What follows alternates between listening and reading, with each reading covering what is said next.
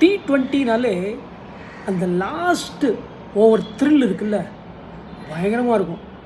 4 over இருக்குது, 80 run அடிக்கணும்னு இருக்கும். ஒரு பிளேயர் வருவான், காட்டடி அடித்து அந்த 80 ரன் அடித்து முடிச்சுட்டு போயிடுவாங்க. அந்த மாதிரி பிளேயர்ஸ்லாம் நிறைய பேர் இருக்காங்க. மேக்ஸ்வெல், பிராத்வைட், இது மாதிரி எட்மயர் மாதிரி நிறைய பிளேயர்ஸ் இருக்காங்க.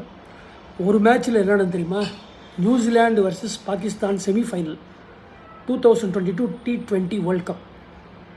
நியூசிலாண்டுக்கு 15 ரன்ஸ் தேவைப்பட்டது கடைசி ஓவரில்.